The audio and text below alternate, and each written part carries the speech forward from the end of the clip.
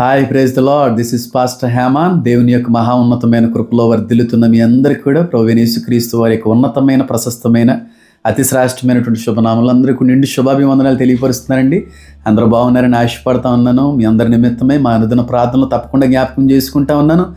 దేవుడు మీ కుటుంబాలని, మీ కుటుంబంలో ఉన్నటువంటి ప్రతి ఒక్కరిని కూడా తప్పక దీవిస్తాడని, మీరందరూ కూడా వర్ధిల్లుతారని ఆయన కృపలో నేను నమ్ముతున్నాను.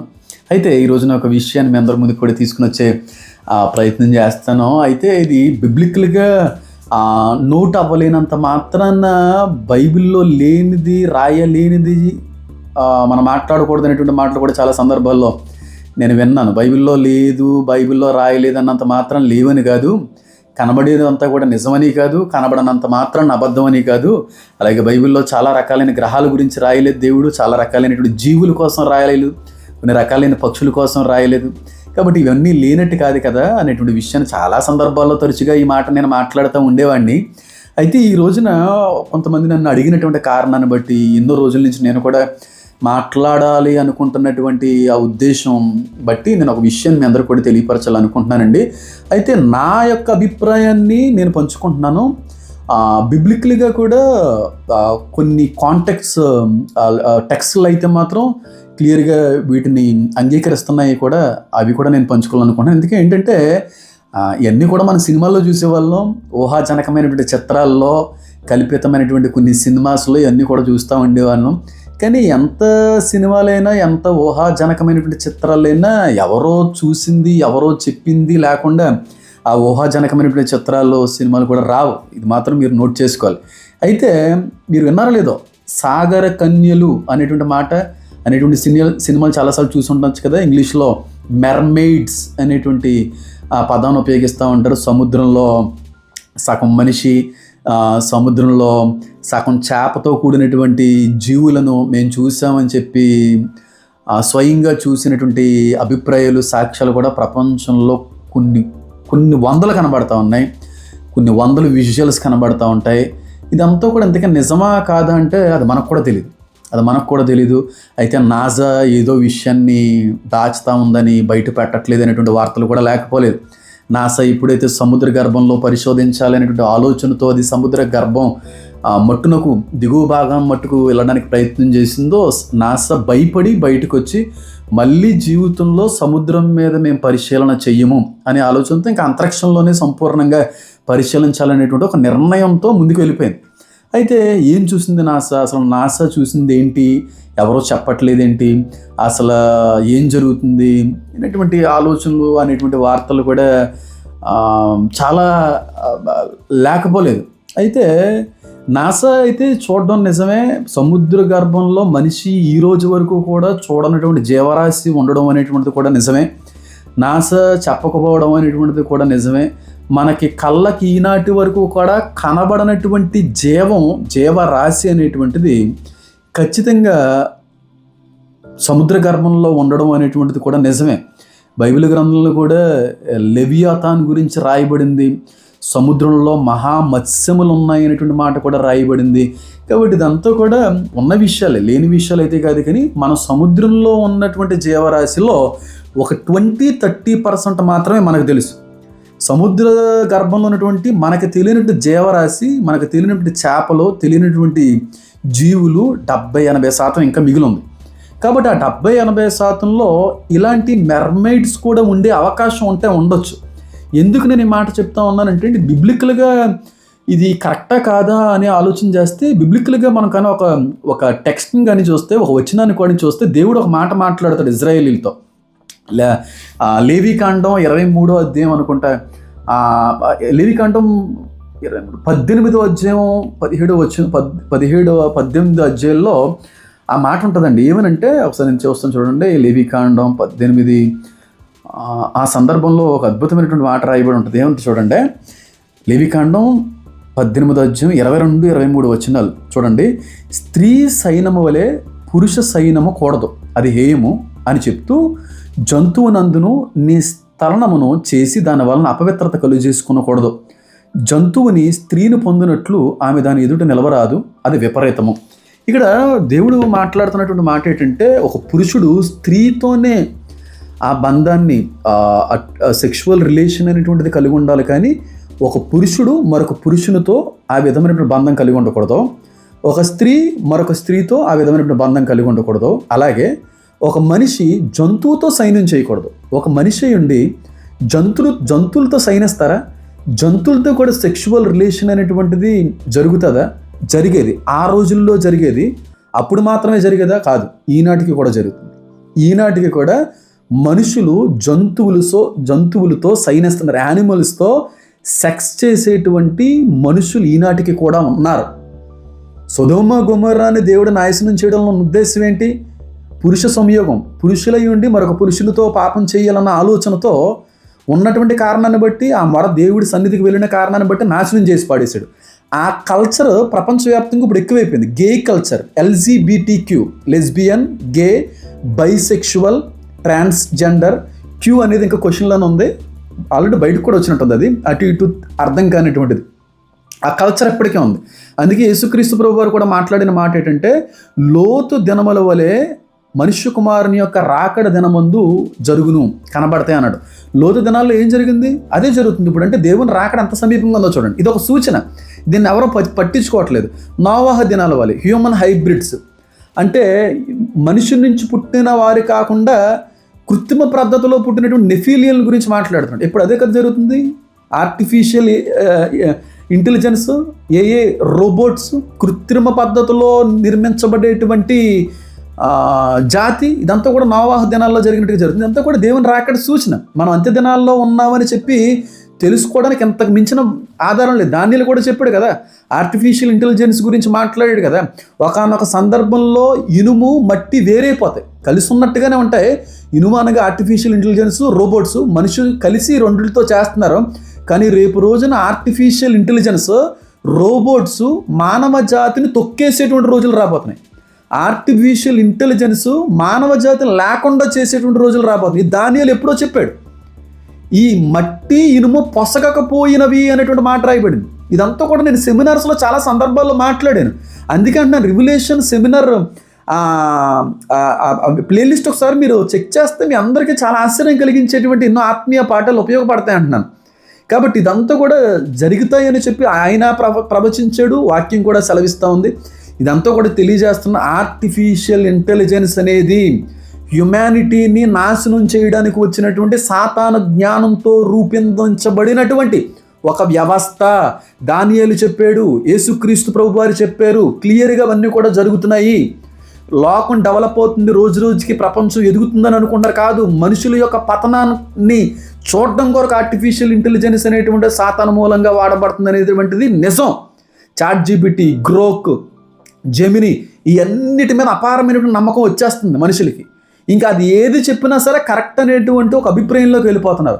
రేపు రోజున క్రీస్తు విరోధి వచ్చినప్పుడు కూడా వీటిని ఉపయోగించుకుంటారు మనుషులు. నిజంగా ఆ వ్యక్తికి నిజమా అబద్ధమా, ఆయన ట్రూవా ఫాల్సా, నిజంగా ఆయన చెప్పేది రైటా రాంగ్ అంటే ఈ ఆర్టిఫిషియల్ ఇంటెలిజెన్స్ ద్వారాగా ఉపయోగపడేటువంటి సాఫ్ట్వేర్స్ అన్నీ ఆ వ్యక్తే రైటు, నిజంగానే దైవ సంభూతుడైన ఆయన దేవుడి నుంచి వచ్చినటువంటి వ్యక్తే అని ఈ ఏఏ కానీ చెప్పింది అనుకోండి, అప్పటికే దీని మీద అపారమైన నమ్మకం పెంచేసుకున్నాం. ఇంకా పూర్తిగా ఇవన్నిటిని బట్టి కూడా ప్రలోభపడి ఆ యాంటీక్రైస్ట్ వెంట పరుగులు పెట్టేటువంటి పరిస్థితులు ఈ ఆర్టిఫిషియల్ ఇంటెలిజెన్సే తీసుకుని వస్తుంది. ఎందుకంటే ఆర్టిఫిషియల్ ఇంటెలిజెన్స్ యొక్క కుయుక్తి, సాతాను యొక్క ప్లాన్ ఏంటో తెలుసా? ఇది ఏది చెప్పినా సరే కరెక్టే. ఎందుకంటే చాలామంది ఇప్పటికే దీని మీద ఆధారపడుతున్నారు. ఇది ఏది చెప్తే అదే. పాస్టర్లు సైతం ఇంకో ఆర్టిఫిషియల్ ఇంటెలిజెన్స్ ఏం చెప్తుందో చూడండి అని చూపిస్తున్నారు. సిగ్గు లేకపోతే సరే, బైబిల్ ఏం చెప్తుందో చూడండి అని చెప్పకపోగా దాన్ని ప్రధానంగా ప్రామాణికంగా తీసుకుంటే అది ఎంత దారుణం అండి. అంటే ప్రపంచం అంతా కూడా ఆర్టిఫిషియల్ ఇంటెలిజెన్స్ మీద ప్రత్యేకమైనటువంటి అభిప్రాయం, నమ్మకం వచ్చేసింది. ఈ ఆర్టిఫిషియల్ ఇంటెలిజెన్స్ ఏది చెప్పినా నిజమైనటువంటి ఒక ఆలోచనలోకి వచ్చేసారు. రేపు రోజు యాంటీక్రైస్ట్ వచ్చిన తర్వాత ఇదే ఆర్టిఫిషియల్ ఇంటెలిజెన్స్ అడుగుతారు, కరెక్టా రాంగ్ అని చెప్పి. కరెక్టే, ఆ వ్యక్తి నిజమే, దైవాత్మ సంభూతుడే ఆ వ్యక్తిని మీరు నమ్మొచ్చు. ఇంకా పూర్తిగా ట్రస్ట్ అనేటువంటిది ఆ వ్యక్తి మీద పెట్టేస్తారు. నమ్మకండి. నాకు కూడా ఒక మంచి ఆలోచన ఎంతో కాలం నుంచి వచ్చింది, కానీ జరగడం చాలా కష్టమైపోతుంది. పూర్తిగా ఫోన్స్ అనేటువంటిది, ఈ పెద్ద ఫోన్లు అనేటువంటివి, స్మార్ట్ ఫోన్స్ అనేటువంటి పూర్తిగా పక్కన పెట్టి చిన్న కీప్యాడ్ ఫోన్ వాడితే బాగుండని అనిపిస్తుంది. కాబట్టి ఇప్పుడు దేవుడు ఎందుకన్నాడు అక్కడ జంతు సైన్యం చేసేటువంటి వాళ్ళు ఉన్నారు కనుకే కదా. ఇప్పుడు పురుషుడే ఉండి మరొక పురుషునితో సైనించాలనేటువంటి ఆలోచన పుట్టించింది ఎవరో తెలుసా? సాతానుగాడే. పడద్రోయబడినటువంటి దేవదూతలు ఇవి నేర్పించే. అవే వచ్చి మనుషుల యొక్క స్త్రీలలో అందంగా ఉన్న వారితో కలిసి మానవ రూపాలను ధరించి, అంటే అబ్రహాం గారి దగ్గరికి ఎలాగైతే ఆత్మస్వరూపులైనటువంటి దేవదూతలు మానవ శరీరాల్లో వచ్చారో, ఈ ఆడవాళ్ళ దగ్గర కూడా అవే ఆత్మలు మానవ శరీరాల్లో వచ్చి వాళ్ళతో సంపర్కం చేసి నెఫీలియన్లు కన్నాయి. అదేవిధంగా పురుషునితో పురుషుని సైనించవచ్చు అనేటువంటివి నేర్పినవి అవే. దేవుడు నోవాహు జలప్రలయంలో ఏ విధంగా కూడా ఈ జీవరాశిని, జంతువుల్ని, పక్షులను సైతం కనికరించకుండా నిర్మూలించడంలో ఉన్నటువంటి కారణం ఏంటో తెలుసా? జంతువుల సైన్యం కూడా జరిగింది. ఇవి నేర్పించే ఎవరు? పడద్రోయబడినటువంటి దేవదూతలు జంతువులతో సైనించాలి అనేటువంటిది నేర్పించడంతో పాటుగా జంతువులతో సైనించే కూడా ఎవరు? దేవదూతలు సైనించే. పడద్రోయబడినటువంటి దేవదూతలు సెక్షువల్ రిలేషన్ అనేది జంతువులతో కూడా చేసినాయి. వాటి ద్వారాగా కూడా కృత్రిమంగా క్రూరమైనటువంటి కొన్ని జీవరాశులు కూడా వచ్చి ఉండొచ్చు అనే అభిప్రాయం ఉంది. అలాగే ఈ పడద్రోయబడిన దేవదూతలు జంతువులతోనే, చేపలతో కూడా, సముద్ర గర్భంలో ఉండే జీవరాశితో కూడా ఏ విధమైనటువంటి పాపం చెయ్యటం వల్ల కలిగినటువంటి జేవి ఈ మెర్మైడ్స్ అనేటువంటివి అనడానికి ఒక కారణం అంతే, ఒక అభిప్రాయం అంతే. కాబట్టి పడద్రోయబడినటువంటి దేవదూతలు చేసినటువంటి పాపం మనుషులతోనే కాదండి, మొత్తం సర్వ సృష్టిని పాడు చేసి పాడేసినాయండి. చెట్టులు పాడు చేసేసినాయి, జంతురాశిని పాడు చేసేసినాయి, జీవరాశిని పాడు చేసేసినాయి, పక్షుల మొత్తం జాతి అంతటిని పాడు చేసేసినాయి. ఇంకన్నింటినీ కూడా పాడు చేసుకుంటా పోని దేవుని యొక్క సృష్టిని పాడు చేయాలన్నదే సాతాను యొక్క ప్లానం. పడద్రోయబడినటువంటి ఆ దేవదూతల యొక్క ఆలోచన విధానం. కాబట్టి ఈ విధంగా ఒకవేళ జరగడం అనేటువంటిది నిజమైతే మెర్మైడ్స్ అనేటువంటి ఉండడం కూడా అంతే నిజమైంది. ఎందుకంటే చాలామంది వేటకెళ్ళేటువంటి వాళ్ళు కూడా చెప్పారు, ఆ గవర్నమెంట్ ఆఫీసర్స్ నుంచి వచ్చినటువంటి ఒత్తిడిని బట్టి కూడా ఆ వార్తల్ని డిలీట్ చేయడం కూడా జరిగింది. కొన్ని విజువల్స్ కూడా కనబడుతుంది. ఇది ఏం మనిషికి మనకేమీ అవి హాని ఏం చెయ్యి, కానీ ఒకవేళ ఉంటే ఉండొచ్చు. ఎందుకంటే దేవదూతలు, పడద్రోయబడిన దేవదూతలు ఆ విధమైనటువంటి పాపం, ఆ విధమైనటువంటి ఆలోచనల విధానంతో వాళ్ళు ఒకనొక సందర్భంలో వెళ్ళారు కనుక ఆ విధంగా అవి రూపాన్ని దిద్దుకొని ఉండొచ్చు అని అంటాం తప్ప దేవుడు ప్రత్యేకంగా మెర్మైడ్స్ చేశారు అని అయితే నేనైతే అనుకోవట్లేదు. బహుశా ఉండొచ్చు, ఉండకపోవచ్చు. నేను ఇప్పుడు చెప్తున్నాను, ఎప్పుడూ సెమినార్లో చాలాసార్లు చెప్పాను, ఇప్పుడు కనబడేటువంటి మన కళ్ళకు కనబడేటువంటి మనుషులందరూ మనుషులు కాదురా, వాళ్ళందరూ మనుషులు కాదండి, మన మనుషులు అనుకుంటున్నాం కాదు. చాలా రకాలైనటువంటి దురాత్మ సంబంధిత జీవులు కూడా మనిషి రూపాల్లో మన మధ్యన సంచరిస్తున్నాయని బైబిల్ కూడా చెప్తుంది.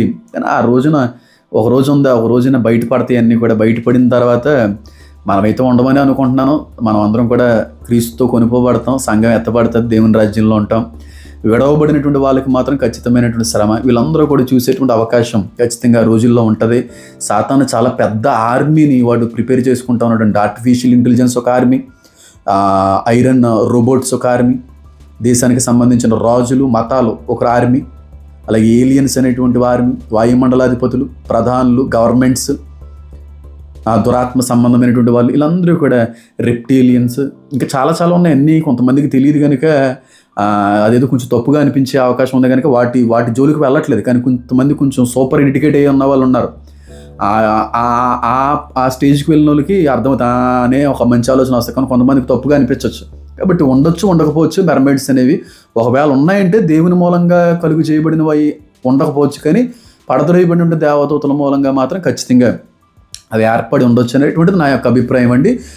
దీని మీద చాలా చాలా డాక్యుమెంట్స్, చాలా రకాలైనటువంటి ఆధారాలు యూట్యూబ్లో కూడా చాలా కనబడుతూ ఉంటాయి. కానీ ఎంతవరకు నిజమైనటువంటిది కాలం మనకి తెలియజేస్తుంది. ఏలియన్స్ గురించి కాలం తెలియజేస్తుంది అని అనేవాడిని కదా, కొన్ని డేస్లో బయటకు వస్తుంది కదా, బయటకు వచ్చిన తర్వాత మనకు అర్థమవుతుంది. కాబట్టి ప్రపంచం డెవలప్ అవుతుందని ఆనందించకండి.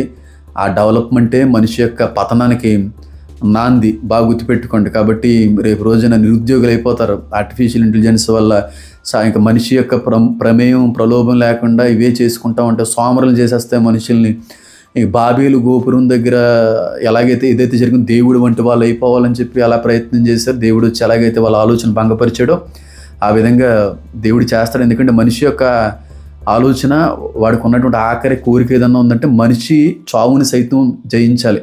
ఆ ఆలోచనలోకి వచ్చేసాడు మనిషి ఆల్రెడీ. ఆ టెక్నాలజీ కూడా ఆల్రెడీ ఇంప్లిమెంట్ చేశారు. కొన్ని చోట్ల ల్యాబ్స్లో వాటిని పరీక్షిస్తున్నారు. ఆర్టిఫిషియల్ హ్యూమన్స్ పడుతున్నారు. ఆ మనిషి చచ్చిపోయిన తర్వాత సమాధి చేయనివ్వట్లేదు ఆ శవాల్ని. ఆ శవాలు కొంతమంది ఆ ల్యాబ్స్ చేయడం కూడా జరిగింది.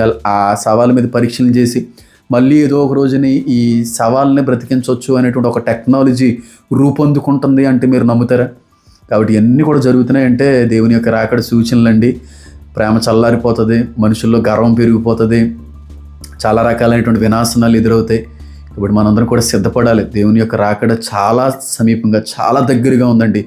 ఇన్ని వందల సార్లు తరచుగా ఇలా చెప్పడంలో ఉన్న ఉద్దేశం ప్రపంచం నన్ను పిచ్చోలుగా అనుకోవాలని కాదు, కానీ దేవుడి రాకడ కొంతమందినైనా సిద్ధపరచాలనే ఆలోచనతోనే కొన్ని ప్రభుత్వాలకు వ్యతిరేకంగా, కొన్ని లాస్కి కూడా వ్యతిరేకంగా నేను మాట్లాడవలసి వస్తూ ఉంది. సిద్ధపడండి, అనేక మందిని సిద్ధపరచండి.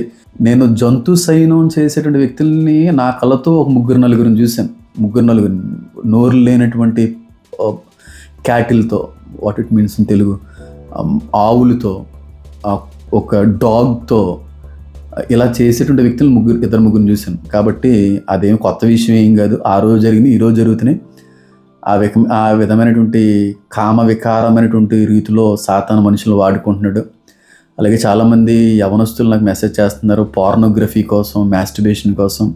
దాని మీద నేను ఒక లైవ్ కండక్ట్ చేయబోతా ఉన్నాను. యవనస్తులు శ్రేయస్సు కొరకే కండక్ట్ చెయ్యండి, మేమందరం కూడా సహకరిస్తాం. ఈ సపోర్ట్ యూ అన్నవాళ్ళు దయచేసి వాట్సాప్లో కానీ కమెంట్స్లో కానీ మీ యొక్క ఆసక్తిని తెలియపరచండి. అనేక మందికి షేర్ చేయండి, లైక్ చేయండి. God bless you all. Amen.